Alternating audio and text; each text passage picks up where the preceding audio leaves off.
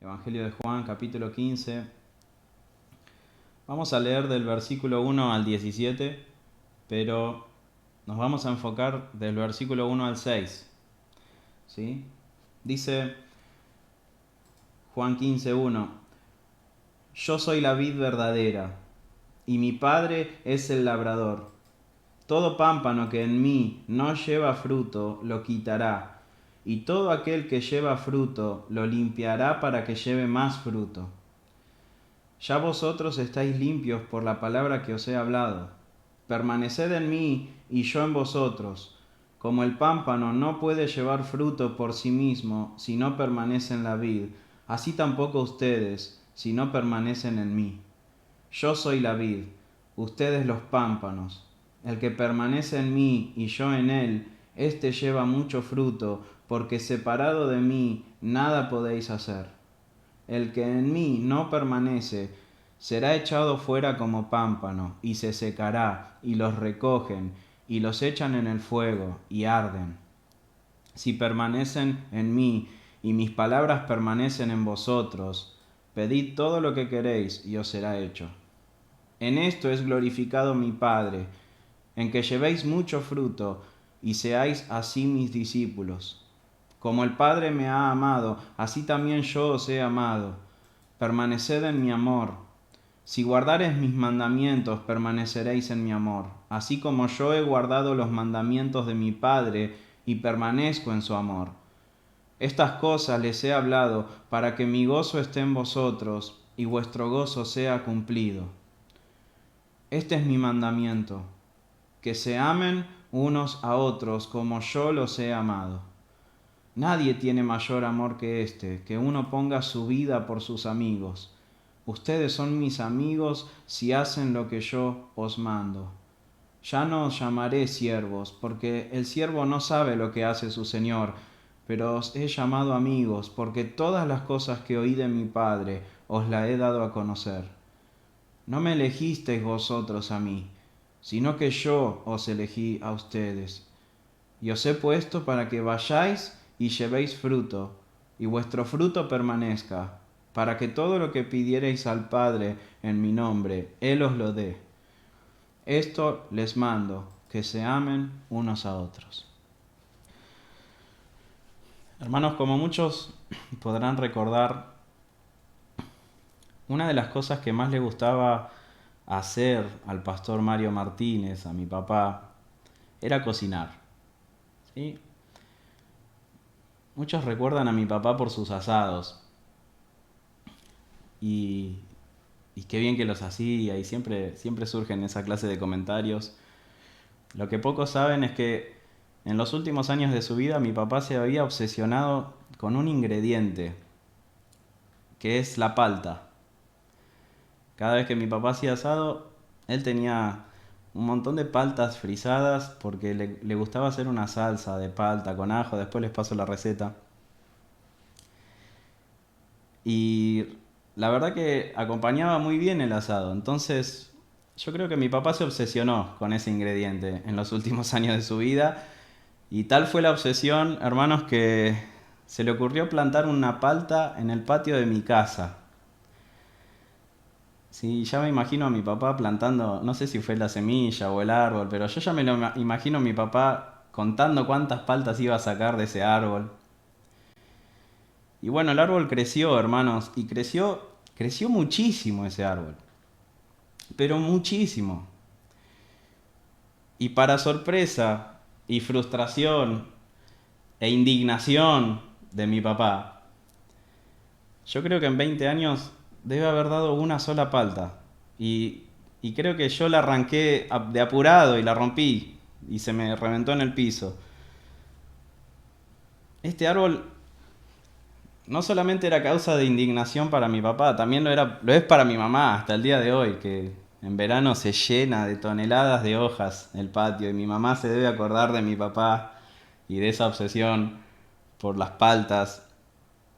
Este, pero bueno, hermanos, a qué quiero llegar con todo esto? Es que nadie planta un árbol sin expectativas.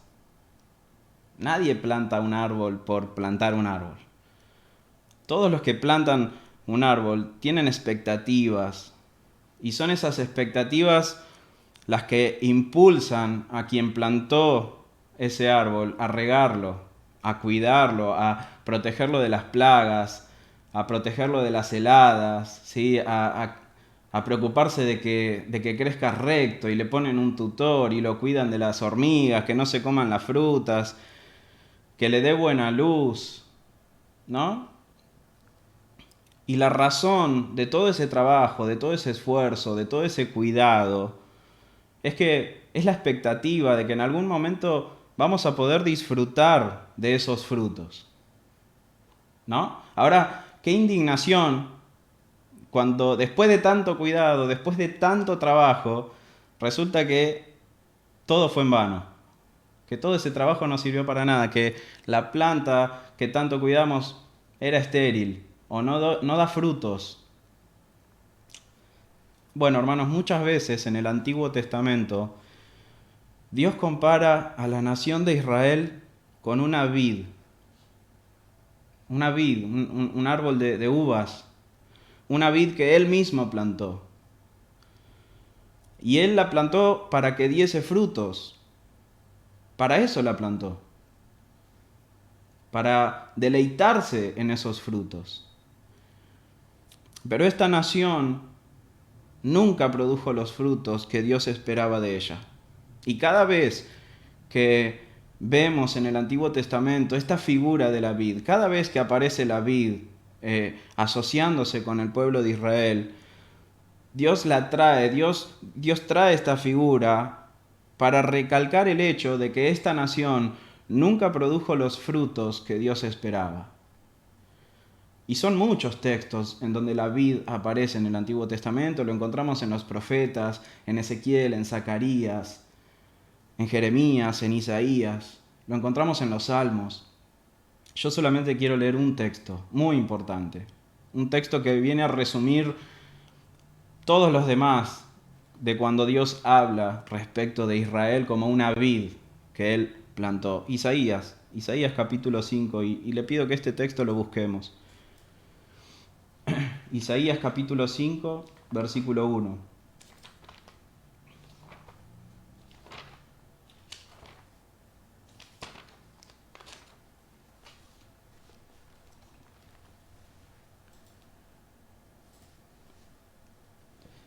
Isaías 5.1 dice así: Ahora cantaré por mi amado el cantar de mi amado a su viña. Tenía mi amado una viña en una ladera fértil. Era fértil la ladera, era fértil la tierra. La había cercado y despedregado y plantado vides escogidas, la mejor semilla, las mejores vides. Había edificado en medio de ella una torre y hecho también en ella un lagar, y esperaba que diese uvas, y dio uvas silvestres, uvas salvajes, agrias en otras traducciones. Ahora pues, vecinos de Jerusalén y varones de Judá, juzgad ahora entre mí y mi viña.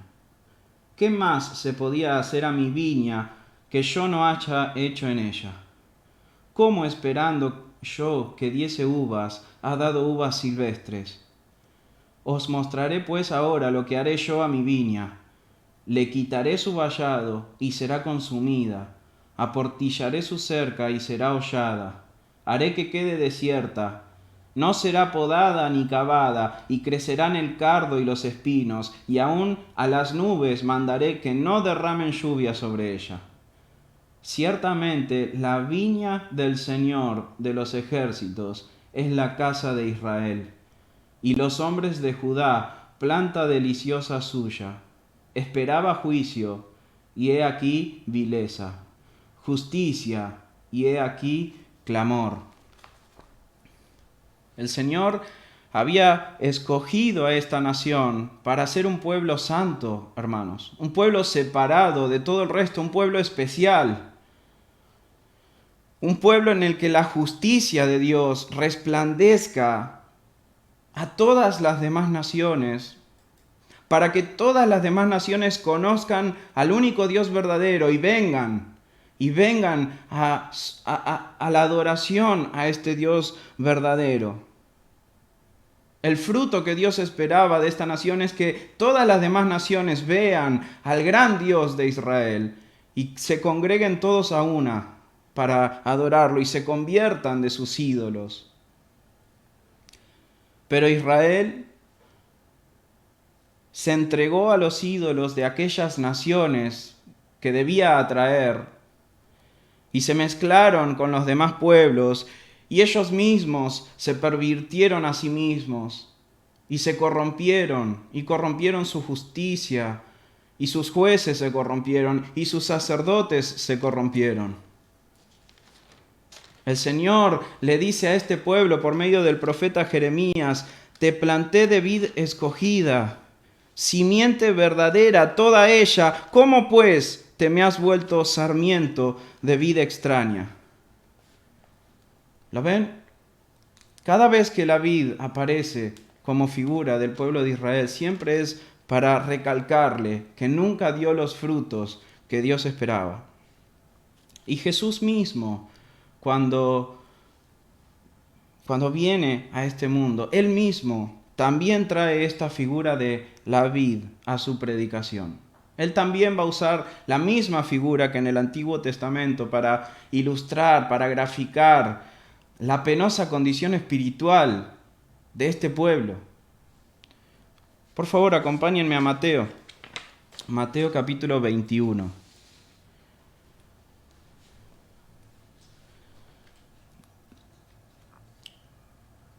Mateo capítulo 21.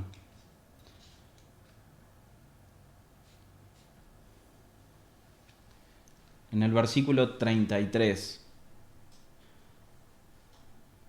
Dice el Señor Jesús: oíd otra parábola. Hubo un hombre, padre de familia, el cual plantó una viña, la cercó de vallado, cavó en ella un lagar, edificó una torre. ¿Ven? Todo muy parecido al texto de Isaías, ¿no? Y la arrendó a unos labradores y se fue lejos.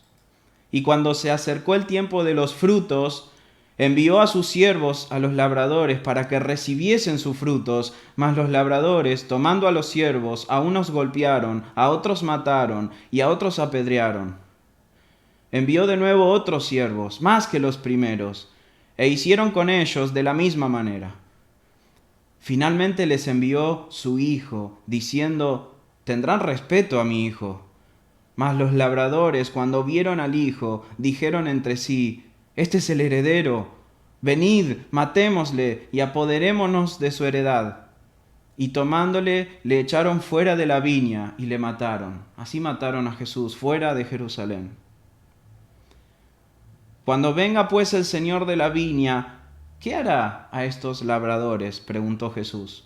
Le dijeron: a los malos destruirá sin misericordia, y arrendará su viña a otros labradores que le paguen el fruto a su tiempo. Entonces Jesús les responde: ¿nunca leísteis en las Escrituras: la piedra que desecharon los edificadores ha venido a ser cabeza del ángulo? El Señor ha hecho esto y es cosa maravillosa a nuestros ojos. Por tanto os digo que el reino de Dios será quitado de vosotros y será dado a gente que produzca los frutos de él. Esta relación que hay entre la figura de la vid y el reino de Israel o el reino de Dios, hay una relación muy íntima. Dios había llamado a un pueblo a producir frutos, a un reino. La nación de Israel había fallado en su misión de traerle a Dios los frutos por los cuales Dios la había plantado y establecido. En el Salmo 80, Israel es mostrada como una vid que Dios trae de Egipto y la planta en la tierra prometida. Dios había plantado esta vid y esta vid no dio su fruto. Se había secado por completo a causa de su corrupción. Y el problema de todo esto es que pareciera que este Dios todopoderoso, omnipotente, soberano, había fallado. Pero en esta misma nación, cuando parecía que todo estaba perdido, cuando esta nación estaba a punto de morir absolutamente en su corazón, en esta nación nació un israelita con mayúscula, un israelita que vendría a producir todos los frutos que esta nación no había producido por causa de su pecado. Dios hizo nacer de esta vid seca y muerta un renuevo, un vástago vivo que traería al mundo la justicia de Dios, que vendría a mostrar la gloria de este Dios para que todos los pueblos de este mundo se reúnan a la adoración al Dios verdadero. Y este es Jesús. Él es Jesucristo. Él, hermanos, Él dice en el versículo 1 que leímos, yo soy la vid verdadera. Yo soy la vid verdadera y mi Padre es el labrador. De vuelta, esa figura de mi Padre es el labrador remonta a los discípulos en su mente, al Antiguo Testamento, donde el Padre era el labrador del pueblo de Israel, que era la vid. Ahora Jesús está diciendo, yo soy la vid verdadera. Yo soy el verdadero, el genuino, yo soy el Israel. Hermanos, aquella nación de Israel que era identificada como una vid, no era más que una sombra, un tipo, una figura de la verdadera vid, del verdadero Israel, que es Jesucristo. Todos aquellos que creen verdaderamente en Jesucristo son unidos a Él por medio de su Espíritu Santo y pasan a ser una rama de esta vid, una rama unida a esta vid, de la cual el Padre es el labrador. ¿Qué pasaba en el pueblo de Israel? ¿Cómo alguien se unía al pueblo de Israel? Bueno, si era un bebé, lo circuncidaban. Si era un extranjero, lo circuncidaban y pasaba a ser parte del pueblo de Dios. Ahora, en Cristo, hermanos, somos sumergidos en Él, somos circuncidados, pero en nuestro corazón, y pasamos a ser conciudadanos de los santos. Somos parte de este reino, somos parte de esta vid, somos ramas unidas a esta vid verdadera que es Jesucristo. Pero sucede algo más, hermanos. La vid es verdadera. Yo soy la vid verdadera, dijo Jesús. Mi Padre es el labrador, pero hay algo, hay un detalle, hay una advertencia que debemos entender, que la vid, el tronco, es verdadero, pero no todas las ramas están verdaderamente unidas a la vid. Todo pámpano, dice el versículo 2, toda rama que en mí no lleva fruto, lo quitará. Y todo aquel que lleva fruto, lo limpiará para que lleve más fruto. Esta vid tiene dos clases de ramas, dos clases de pámpanos. Unos pámpanos, unas ramas que están conectados, exteriormente parece que están unidas a la vid, pero no dan frutos. Su falta de fruto, muestra que únicamente están unidas a la vid externamente, pero por dentro están totalmente desconectadas de la vid. La savia de la vid no fluye en el interior de esas ramas. Son ramas muertas, están unidas a la vid, pero por más que estén en la vid, no están conectadas a la vid. Su conexión es aparente, su conexión es superficial. Esto también le pasaba al pueblo de Israel. Esto es de lo que Pablo habla en Romanos 9. No todos los que descienden de Israel son israelitas, Pablo le dice a los corintios que luego de que Dios sacó de Egipto al pueblo de Israel, destruyó en el desierto a los que no creyeron. Estaban dentro de ese pueblo. Lo mismo sucede en Cristo, así sucede en las iglesias, hermanos, así sucede en la iglesia visible, en la iglesia que vemos con nuestros ojos, hermanos. Hay personas que exteriormente parece que están unidas a Cristo y asisten a la iglesia, se involucran en los ministerios de la iglesia, se llevan bien con todos, pero en su corazón siguen amando este mundo. Lo siguen amando a este mundo y el amor del Padre no está en él, no está en ellos. Siguen complaciéndose en el pecado. Todo lo que aman está en el mundo. Vienen a la iglesia o se enlistan en las filas de las iglesias como un formalismo o como una forma de obtener alguna bendición o algún beneficio o lo que sea, pero no tienen ninguna intención en su corazón de abandonar este mundo. No tienen ninguna intención de someterse al Señor Jesucristo. No tienen ninguna intención de amarle y de darse en obediencia a Él. Hay dos tipos de pámpanos, hay dos tipos de ramas en la vid del Padre. Aquellos que dan frutos y aquellos que no. Todo pámpano que en mí no lleva fruto, lo quitará, dice Jesús. El Padre quitará todo pámpano que no da fruto, lo quitará de la vid. Y todo aquel que lleva fruto, lo limpiará para que lleve más fruto. El labrador hace dos trabajos, el Padre hace dos trabajos. A las ramas que no producen fruto, las quita.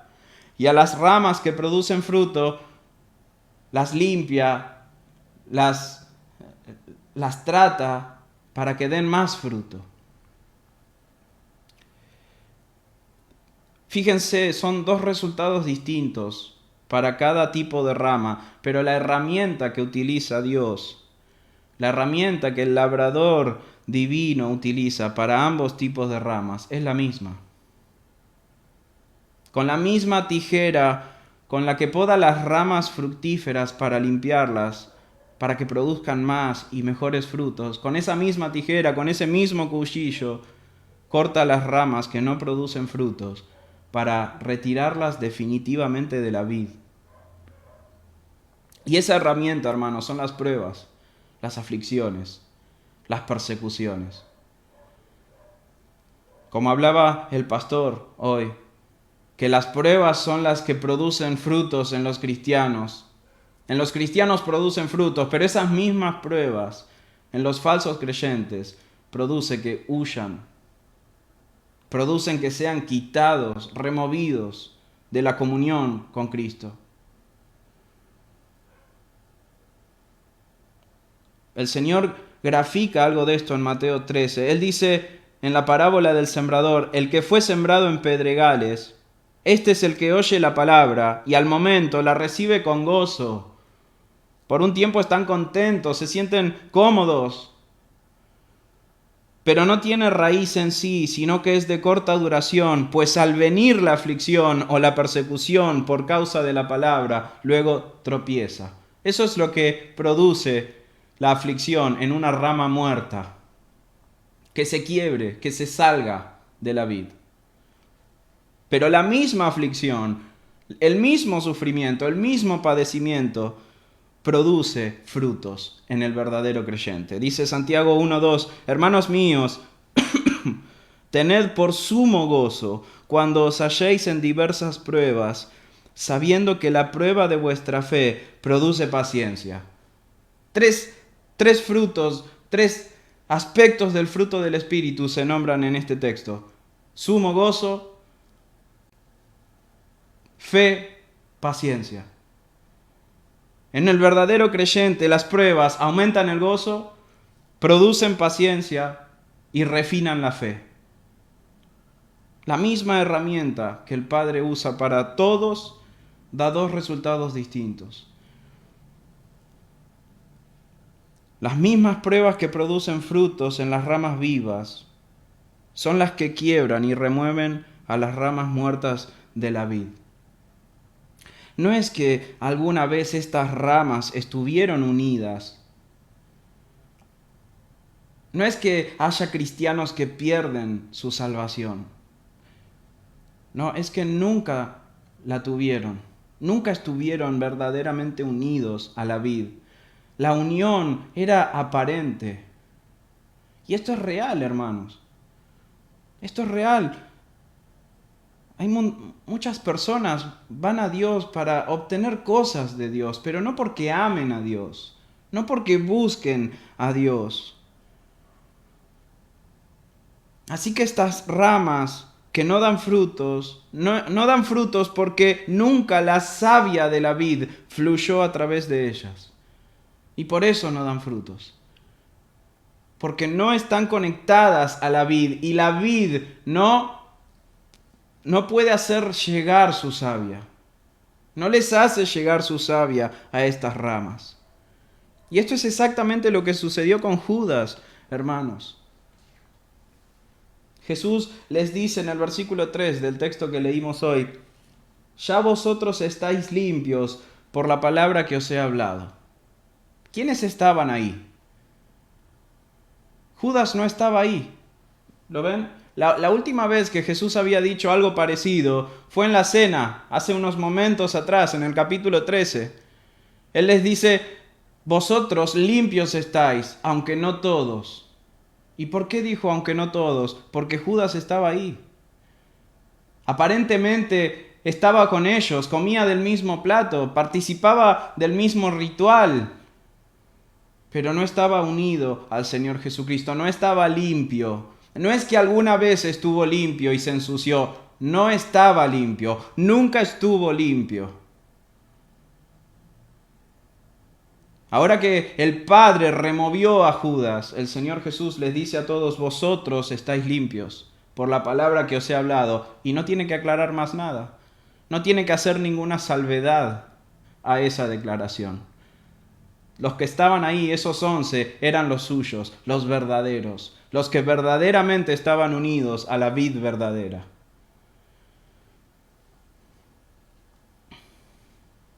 Hermanos, los verdaderos creyentes se identifican por los frutos. Por sus frutos los conoceréis, dice el Señor en Mateo. La falta de fruto es la evidencia de que no están unidos a Cristo.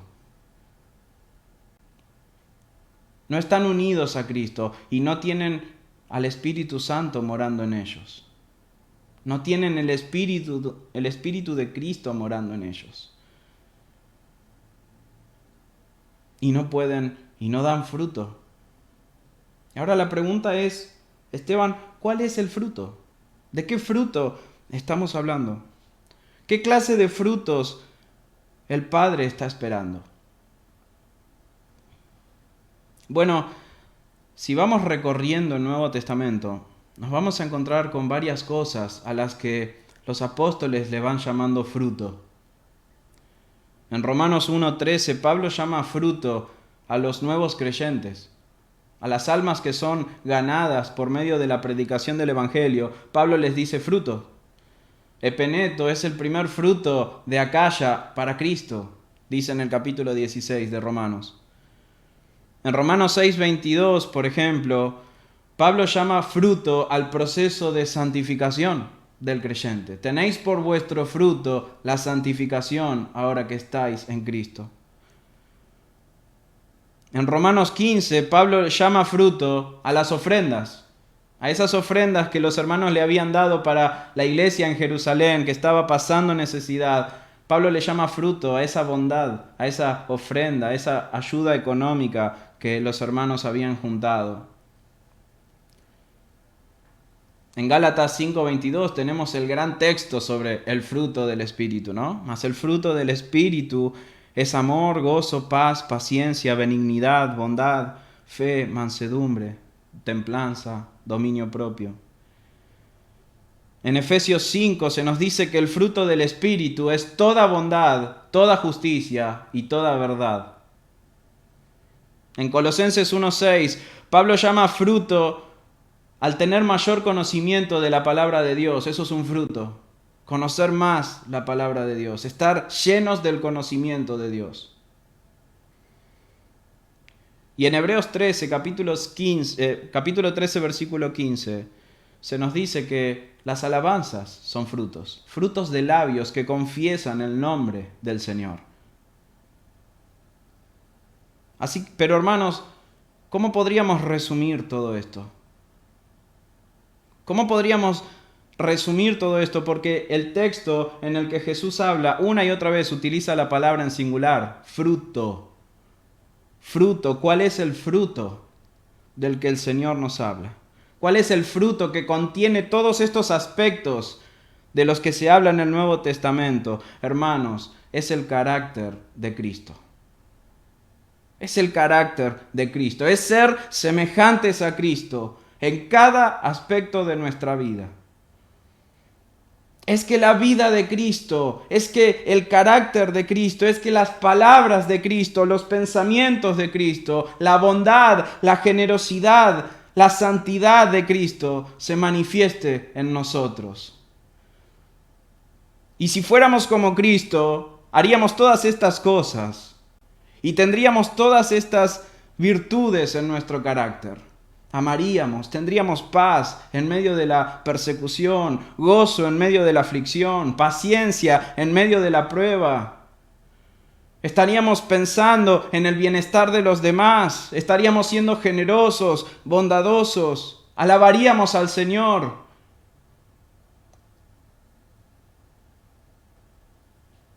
El fruto es que Cristo sea formado en nosotros, como dice Gálatas 4. Es que lleguemos a la estatura de Cristo, como dice Efesios. Es que seamos perfectos imitadores de Cristo.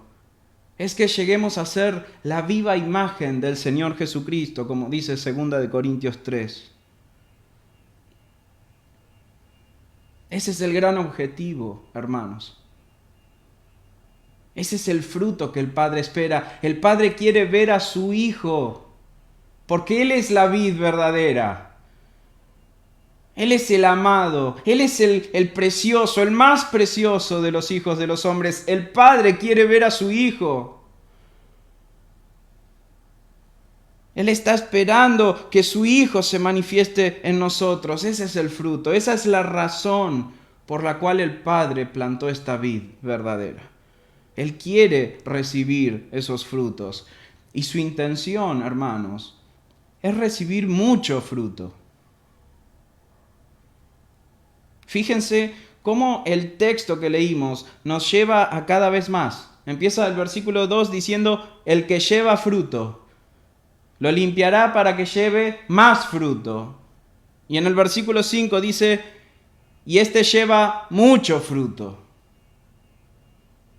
Fruto, más fruto, mucho fruto. Esa es la intención del Padre. Eso es lo que leímos en el versículo 8. En esto es glorificado mi Padre, en que llevéis mucho fruto y seáis así mis discípulos. Mejor traducido, y comprobéis que sois mis discípulos. ¿Cómo comprobamos que somos de Cristo? Porque tenemos el mismo carácter que Él. Ese es el fruto que el Padre está esperando. Dios no quiere que tengamos una pequeña pincelada de Jesús por aquí, 15 minutos a la mañana, y otra pequeña pincelada de Cristo por allá. Él quiere mucho fruto, hermanos, mucho. Para eso nos plantó. Él quiere que crezcamos en Cristo. Él anhela ver cada vez más la vida y el carácter de su Hijo en nosotros. Es por eso que trabaja tanto. Esa es su expectativa. Pero ¿cómo es que vamos a producir este fruto, hermanos? Fíjense que en ningún momento, la palabra fruto se nombra un montón de veces, de aquí hasta el último versículo, pero en ningún momento la orden es produzcan frutos. Jesús no les dice a sus discípulos, bueno, miren muchachos, yo me tengo que ir. Yo me voy a ir. Y recuerden que el Padre quiere que sean como yo, así que den su mejor esfuerzo. Acuérdense de todo lo que hicimos juntos y esfuércense lo más posible por ser como yo. El Señor no les dijo eso. ¿Qué le dice Cristo a los suyos? Versículo 4. Permaneced en mí. Permaneced en mí y yo en vosotros. Como el pámpano no puede llevar fruto por sí mismo si no permanece en la vid, así tampoco vosotros si no permanecéis en mí. Ese es el mandamiento, hermanos. Esta es la orden, que permanezcamos en Cristo, que estemos unidos a Él, que no nos vayamos de nuestro lugar, que ahí donde está Cristo estemos nosotros. Permanezcan en mí. No se nos demanda que produzcamos los frutos. Se nos demanda que estemos verdadera e íntimamente conectados con aquel que es la vid. ¿Para qué? Para que Él produzca los frutos en nosotros. Para que la savia de la vid, fluyendo en nuestro corazón, produzca naturalmente los frutos que el Padre desea. Esa es la única manera en la que podemos producir el fruto para Dios. Hermanos, somos simples ramas. Somos simples ramas. No somos nosotros los que producimos el fruto. El fruto, más el fruto del Espíritu es amor, gozo, paz. No dice, más el fruto de los cristianos que tienen al Espíritu. No. Más el fruto del Espíritu es amor, gozo, paz. Es Él el que produce el fruto en nosotros. Nosotros solamente somos el medio, la rama por el cual Cristo fluye en nosotros y produce su carácter en nosotros. Es la vida de Cristo, es el Espíritu de Cristo quien, fluyendo en el corazón de los creyentes, produce su fruto en nosotros. Pablo decía algo relacionado con esto: ya no vivo yo, vive Cristo en mí. Y lo que ahora vivo en la carne, lo vivo en la fe del Hijo de Dios, el cual me amó y se entregó a sí mismo por mí. Ya no vivo yo, Él vive, es Él el que vive en mí. Como el pámpano no puede llevar fruto por sí mismo si no permanece en la vid, así tampoco ustedes, así tampoco yo, así tampoco nadie si no permanecemos en Cristo. Hermanos, fallamos rotundamente como cristianos cada vez que pretendemos dar frutos por nosotros mismos. Y créame que esto pasa muy seguido. Fallamos rotundamente cuando nos levantamos a la mañana y pretendemos darle a Dios una vida agradable, como dijo el pastor hoy, de serle agradables. Pero pretendemos serle agradables al Señor por fuera de estar conectados a Cristo, como si fuera que nosotros podemos producir por nosotros el fruto.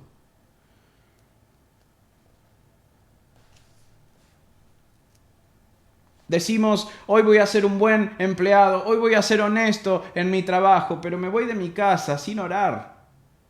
¿En quién estoy confiando para producir ese fruto? No le pedí a Cristo que me ayude, que me libre de mis tentaciones. Nada, yo puedo solo. Y así salimos a la vida. Y pretendemos darle a Dios una vida agradable por fuera de Cristo. No, hermanos, no podemos darle nada a Dios por fuera de Cristo. Dios no quiere nada por fuera de Cristo. Dios no recibe nada por fuera de Cristo, porque lo único que a Él le agrada es su Hijo. No podemos llegar a Él por otros medios. Voy a decir algo que va a sonar tremendamente obvio, pero no es tan obvio, hermanos. Escuche, el fruto se llama fruto porque justamente es un fruto. El fruto, hermanos, es el resultado final de un proceso. El fruto es el final de la historia. El fruto es el resultado del proceso que realiza la vid a través de las ramas para producirlo. Pero muchas veces como cristianos estamos obsesionados por el fruto y pasamos por alto el proceso. Y el Señor nos está diciendo que solamente nos enfoquemos en el proceso, porque Él es quien produce el fruto. Es Él el que produce el resultado, es Él el que da el crecimiento. Nosotros regamos, nosotros plantamos, pero es Él el que hace crecer y prosperar el fruto, no nosotros. Pero estamos obsesionados con alcanzar un fruto, pero queremos eludir el proceso, porque el proceso no le gusta a nuestra carne. Humillarse, buscar al Señor, apartar tiempo.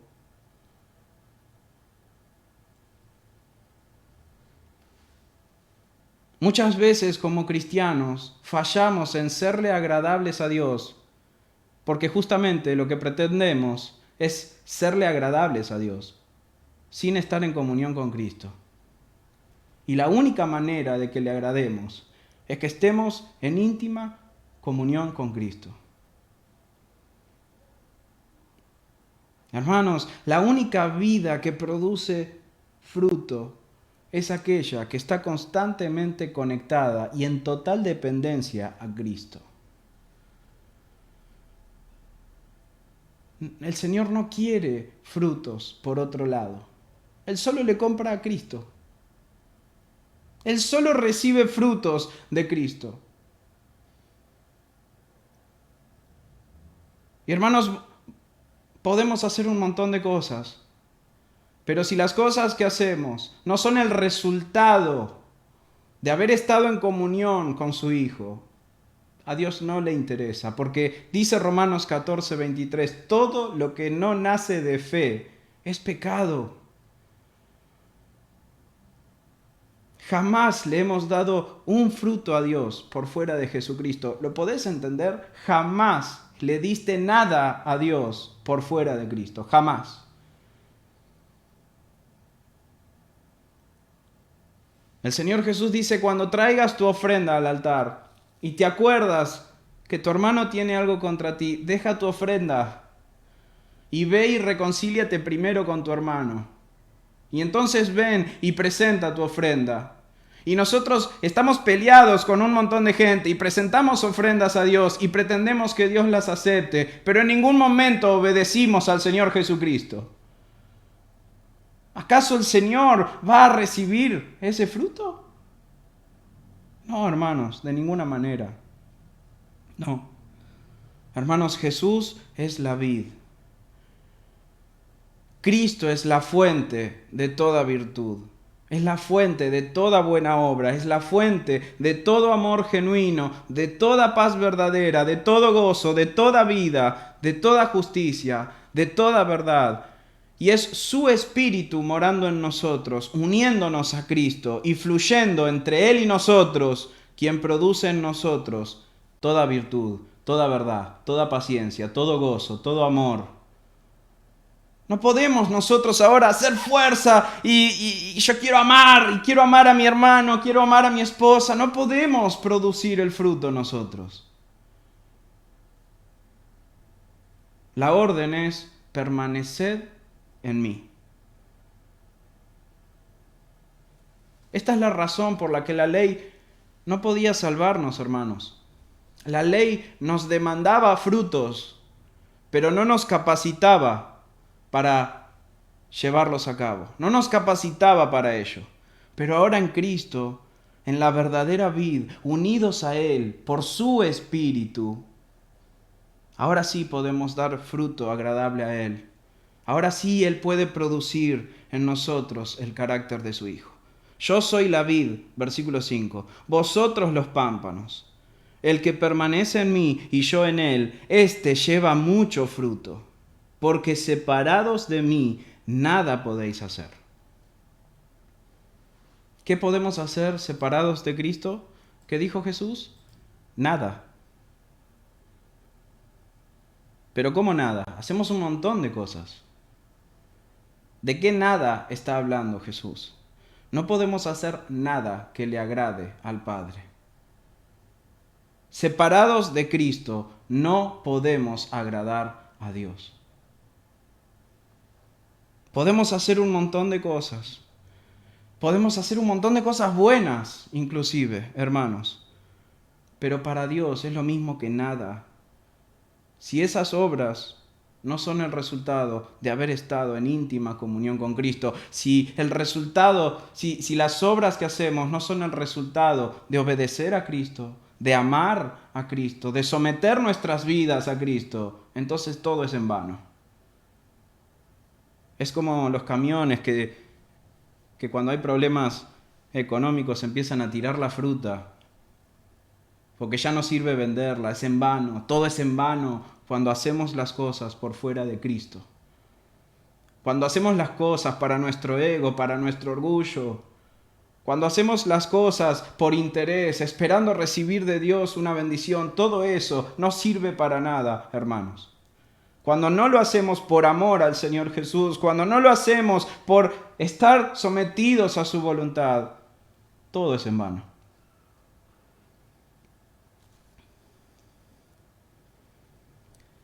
¿Estás dando frutos? ¿Estás dando fruto, hermano, hermana? ¿Está el carácter de Jesús haciéndose cada día más evidente en tu vida? ¿Estás creciendo en gracia? ¿Sabes lo que significa crecer en gracia? Que no importa lo que te hagan, seguís amando y seguís perdonando y seguís dando misericordia. ¿Estás creciendo en gracia? ¿Estás creciendo en santidad? ¿Te estás separando cada vez más de la inmundicia de este mundo? ¿Estás trabajando para ser mejor para el Señor? ¿Estás creciendo en amor, en fe, en paciencia, en bondad, en humildad, en dominio propio? ¿Estás dando fruto? Porque el problema de que alguien no produzca frutos no es que se esté esforzando poco. No puede el pámpano producir por sí mismo el fruto. El problema no es que te estás esforzando poco. El problema es que parece que no estás conectado a la vid que produce los frutos. De nada sirve que ahora yo te diga, mira, mañana levantate a la mañana y esforzate por amar a tu esposa.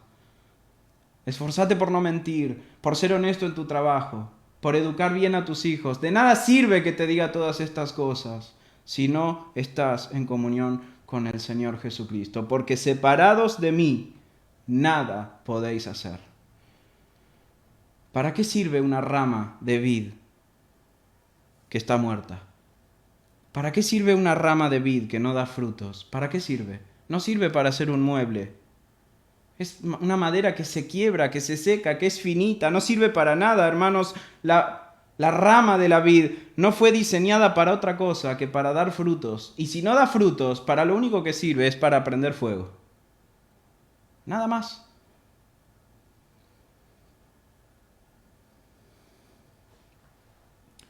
Una vez tuve el privilegio de viajar a Mendoza con mi esposa.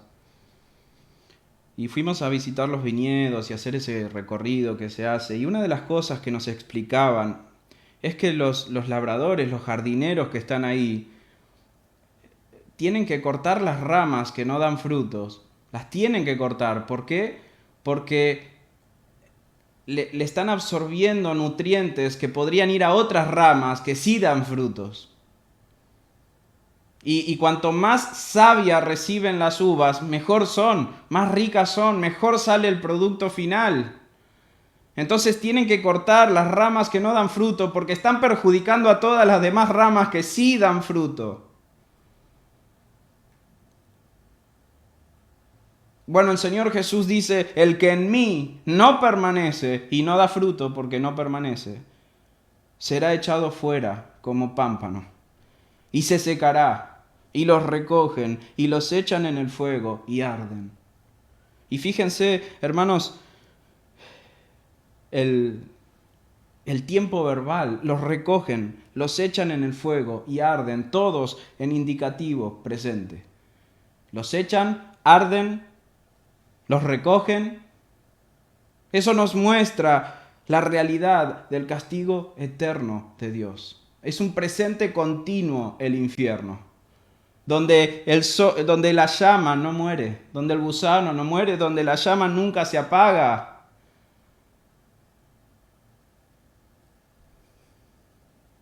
Hermanos, cuando el Señor nos escogió, Él nos escogió con un objetivo en mente. Nadie planta un árbol sin expectativas. Él nos escogió con una expectativa. Él dijo en el versículo 16, no me elegisteis vosotros a mí, sino que yo os elegí a vosotros y os he puesto para que vayáis y llevéis fruto y vuestro fruto permanezca. Para eso nos llamó el Señor. Y no podemos dar fruto si no estamos conectados a la vid. Para llevar esos frutos que el Padre espera, su mandamiento es que permanezcamos en Cristo, que estemos perfectamente unidos a Cristo, en total dependencia de Él. Debemos absorber de Cristo la vida que fluye de Él por medio de su Espíritu, para que el fruto de su carácter sea producido. Entonces, la pregunta es, ¿cómo permanecemos en Cristo? Ese es nuestro objetivo. Ya vimos que el objetivo del Padre es producir el fruto. Eso no lo podemos hacer nosotros. Pero el objetivo nuestro, ¿cuál es? Permanecer en Cristo, porque eso es lo que Dios nos demanda a nosotros. ¿Cómo hacemos para permanecer en Cristo? Punto número 1. Permanecemos en Cristo cuando nos dedicamos a conocer cada vez más las Escrituras. Y usted puede pensar otra vez, Esteban, es un loquito, es un obsesionado de la Biblia. No, hermanos, ¿usted se acuerda cómo empezó este evangelio? En el principio era el Verbo. En el principio este Cristo era el Verbo, era el Logos, era la palabra de Dios. Estar conectados con la palabra de Dios es estar conectados con Cristo. Él es el Verbo de Dios. Y cuanto mayor sea nuestro conocimiento de la palabra de Dios, mayor será nuestro conocimiento de Jesucristo. Y cuanto más conozcamos a Cristo, más le amaremos. Es como estar todo el día con alguien y al final del día ya se nos pegan los latiguillos, ya pensamos como el otro, hablamos igual, pensamos igual, nos vestimos igual. Pretendemos agradar a Dios sin saber lo que Dios quiere, porque nunca leemos las Escrituras. Permanecemos en Cristo cuando permanecemos en su palabra. Tener una relación estrecha con Cristo es tener una relación estrecha con las Escrituras, porque Él es la palabra de Dios. En segundo lugar, permanecemos en Cristo cuando perseveramos en oración. Hermanos, ¿por qué Dios escucha nuestras oraciones? ¿Por qué el Padre escucha nuestras oraciones? Porque nuestras oraciones son hechas en Cristo. Cada vez que oramos, inevitablemente debemos conectarnos al Señor Jesucristo para llegar al Padre, porque Él es el único mediador entre Dios y los hombres. Cada vez que oramos, nos estamos poniendo en contacto con la vid.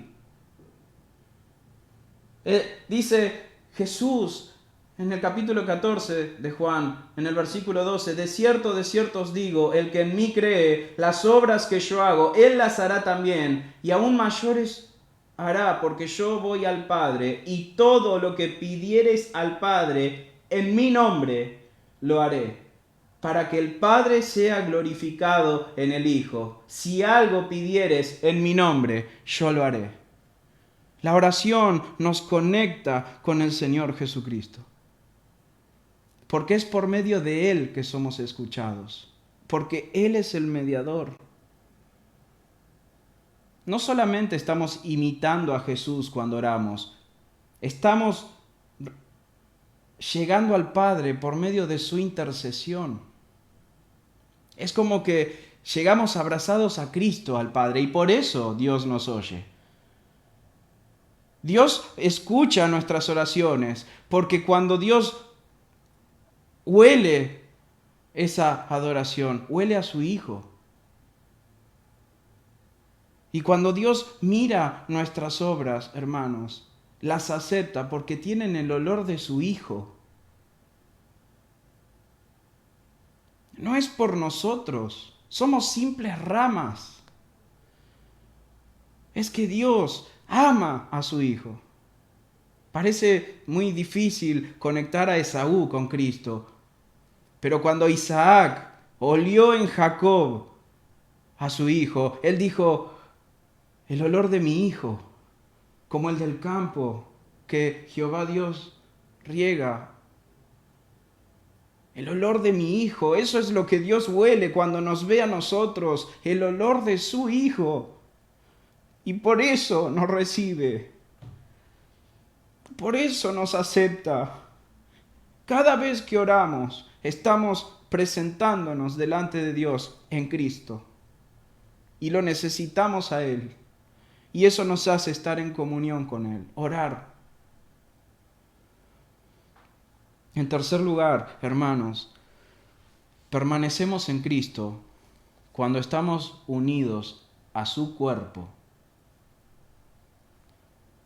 Hermanos, Jesús tiene un cuerpo.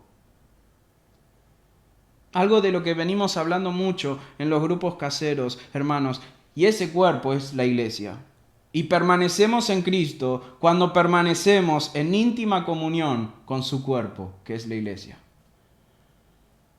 Estamos permaneciendo en Cristo cuando nos congregamos, cuando nos damos en servicio a nuestros hermanos, cuando nos preocupamos los unos por los otros, cuando oramos los unos por los otros, cuando rendimos cuentas y confesamos nuestros pecados los unos a los otros, cuando nos amamos, cuando nos perdonamos, cuando nos soportamos unos a otros, cuando nos reunimos para adorar a este Dios verdadero y para escuchar su palabra, hermanos, cuando estamos unidos al cuerpo de Cristo, estamos unidos a Cristo. Permanecemos en Cristo cuando nos sumergimos en las Escrituras, cuando nos sumergimos en la oración y cuando nos entregamos al servicio, al amor y a la entrega de su pueblo.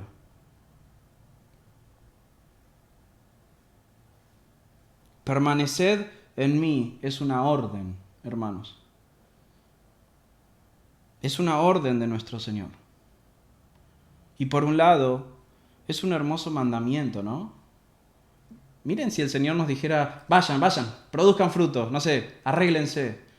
Él nos está llamando a estar en comunión con Él. ¿Cómo podemos oponernos a un mandamiento así?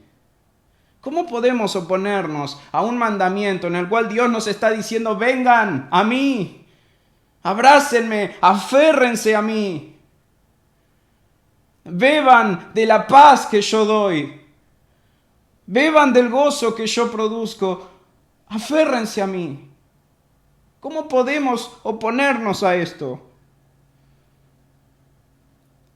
El ser más bueno y maravilloso del universo quiere tener una relación íntima con nosotros, viles pecadores.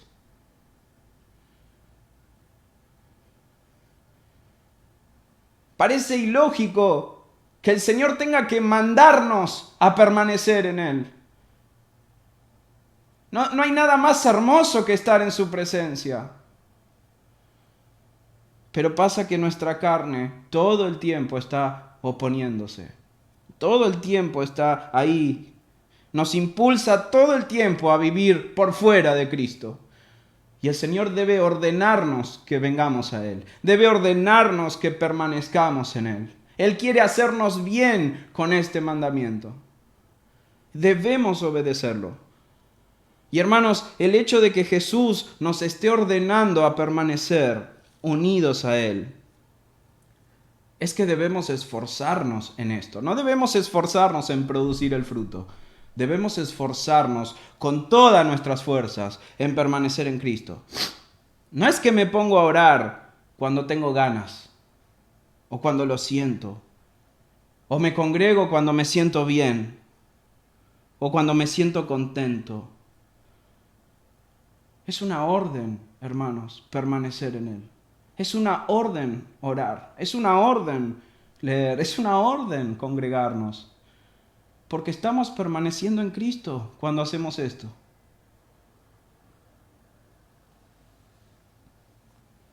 Debemos consciente e intencionalmente dedicarnos a estar en comunión con Él. No es cuando me sale, cuando me nace. Póngase alarmas, hermanos, no sé. Póngase un recordatorio en la heladera, tenés que orar, no sé, pero intencional y conscientemente debemos esforzarnos por permanecer en Cristo. Eso es lo que a nosotros nos corresponde. Él producirá su fruto. El Padre, hermanos, el Padre es el labrador. Piensen esto y con esto terminamos. El Padre es el labrador. La vid es Cristo. La savia que fluye de la vid es el Espíritu Santo.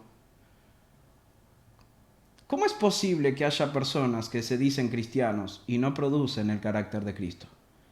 ¿El Padre falla? ¿Es un mal labrador? ¿La vid falla? ¿Es una vid mentirosa? ¿El Espíritu Santo falla? No, hermanos, el problema no es ni la vid, ni el labrador, ni la savia. No existen mejores condiciones para el crecimiento. Toda la Trinidad está involucrada en que los cristianos crezcan espiritualmente. Cuando un cristiano no crece espiritualmente, el problema no es la vid, ni el labrador, ni el Espíritu Santo. Son los pámpanos. Son las ramas, hermanos. El problema está en los pámpanos, que nos creemos autosuficientes y no nos sometemos a la vid, no nos sometemos, no nos damos a depender de Cristo. No, creemos que sabemos vivir la vida cristiana. Estábamos en las más oscuras tinieblas, pero ahora, esto es una pavada. Yo lo manejo. El problema somos nosotros, nuestra soberbia, nuestro orgullo, nuestra incredulidad, hermanos. Pretendemos producir frutos por nosotros mismos, como si fuera que nosotros mismos tenemos la capacidad de hacer eso. No teníamos la capacidad de venir a Cristo. No teníamos la capacidad ni siquiera de reconocer nuestro pecado. Ahora nos vamos a dedicar a producir frutos.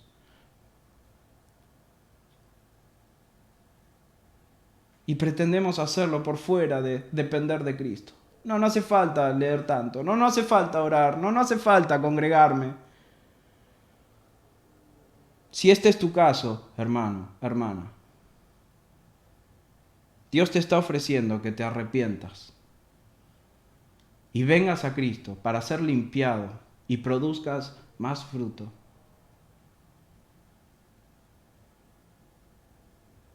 O quizá el problema es aún peor. Quizá el problema está en que sos un pámpano que está totalmente desconectado de la vid. Externamente estás aparentemente unido, pero por dentro seguís muerto en tu pecado y totalmente desconectado de Cristo. Y si este es tu caso, el remedio es el mismo. Arrepentite y vení a Cristo para que seas verdaderamente unido a Él y comiences a vivir toda tu vida en completa dependencia a Él, en completa sumisión a Él. y Él va a producir el fruto en cada uno de nosotros.